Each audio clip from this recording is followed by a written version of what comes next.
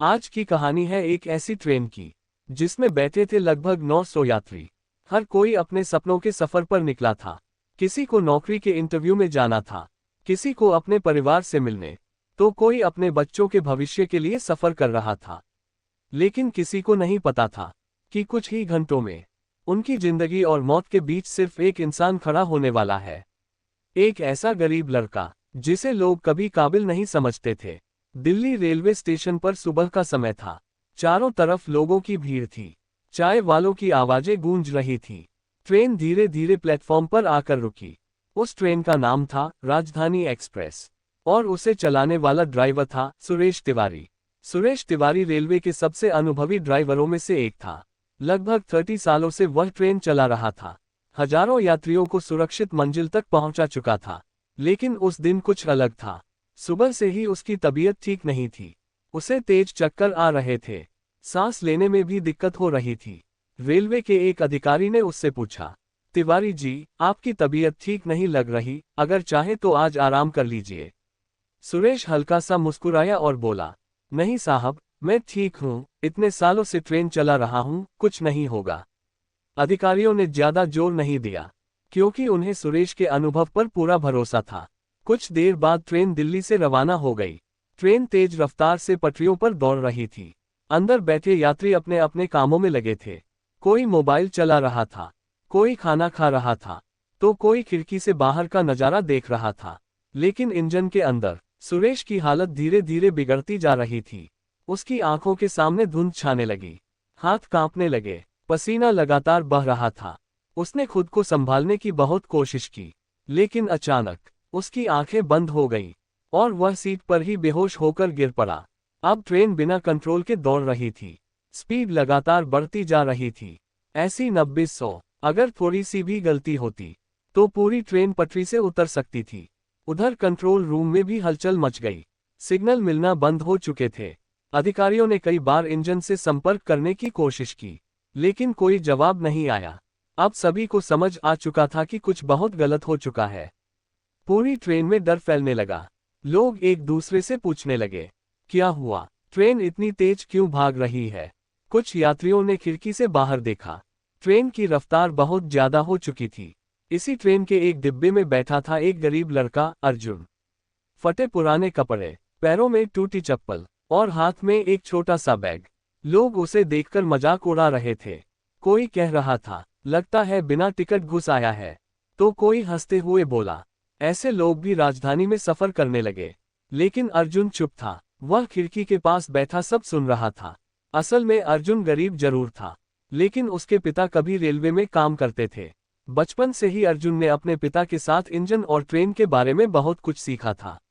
हालांकि गरीबी के कारण वह पढ़ाई पूरी नहीं कर पाया और मजदूरी करने लगा। तभी अचानक ट्रेन जोर से हिली।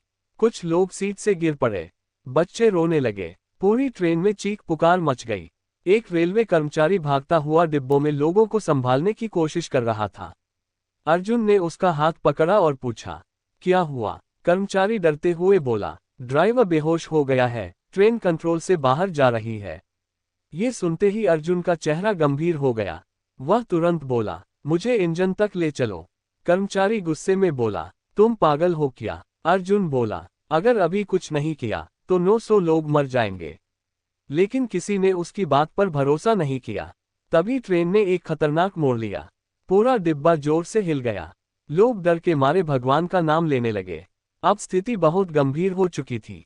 अर्जुन जोर से चिल्लाया, या तो मुझे इंजन तक जाने दो, या फिर सबकी मौत का इंतजार करो। उसकी आंखों में डर नहीं, आत्मविश्वास था। रेलवे कर्मचारी कुछ सेकंड तक उसे देखता रहा, फिर बोला, अगर तुम झूठ बोल रहे हो तो सब खत्म हो जाएगा।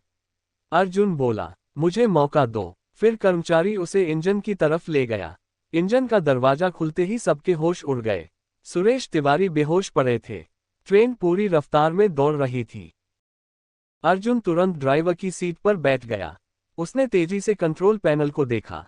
उसके माथे पर पसीना था, लेकिन हाथ बिल्कुल स्थिर थे। उसे अपने पिता की बातें याद आने लगी। बेटा, ट्रेन चलाना सिर्फ मशीन संभालना नहीं, सैकड़ों जिंदगियों की जिम्मेदारी होती है। अर्जुन ने गहरी सांस ली, फिर धीरे धीरे ट्रेन की स्पीड कम करने लगा। लेकिन तभी सामने एक बड़ा मोड़ आने वाला था। अगर स्पीड समय पर कम नहीं हुई तो पूरी ट्रेन पलट सकती थी। पूरी ट्रेन में सन्नाटा छा गया। कुछ लोग रो रहे थे, कुछ भगवान से प्रार्थना कर रहे थे, तो कुछ अपने परिवार वालों को आखिरी बार फोन कर रहे थे। अर्जुन पूरी ताकत से ट्रेन को संभाल रहा था। उसने ब्रेक सिस्टम को कंट्रोल किया। धीरे धीरे स्पीड कम होने लगी, 100, 90, 80, लेकिन मोड़ अब बहुत करीब था। अर्जुन ने आखिरी कोशिश की। उसने इमरजेंसी कंट्रोल दबाया। पूरा इंजन जोर से कांपा, चिंगारियां निकलने लगी, और फिर ट्रेन तेज आवाज के साथ मोड़ पार कर गई। पूरा डिब्बा कुछ सेकंड तक हिलता रहा, लेकिन ट्रेन पटरी पर थी। सभी यात्रियों ने राहत की सांस ली। कई लोग खुशी से रोने लगे, लेकिन अर्जुन अभी भी रुका नहीं। उसने धीरे धीरे ट्रेन की स्पीड और कम की, और आखिरकार कुछ किलोमीटर बाद ट्रेन पूरी तरह रुक गई। पूरा स्टेशन तालियों की आवाज से गूंज उठा। लोग ट्रेन से उतरकर अर्जुन को देखने लगे। जिस लड़के का कुछ देर पहले मजाक उड़ाया जा रहा था, आज वही 900 लोगों की जिंदगी बचा चुका था। रेलवे अधिकारी भी वहां पहुंच गए। उन्होंने अर्जुन से पूछा, तुमने ये सब कैसे किया? अर्जुन ने नीचे देखते हुए कहा, मेरे पिता रेलवे में काम करते थे। मैंने बचपन में उनसे बहुत कुछ सीखा था। इतना कहते ही उसकी आंखें नम हो गईं। उधर डॉक्टरों ने सुरेश तिवारी को अस्पताल पहुंचाया। कुछ घंटों बाद उन्हें होश आ गया। जब उन्हें पता चला कि एक गरीब लड़के ने ट्रेन और यात्रियों की जान बचाई, तो उनकी आंखों में आंसू आ गए।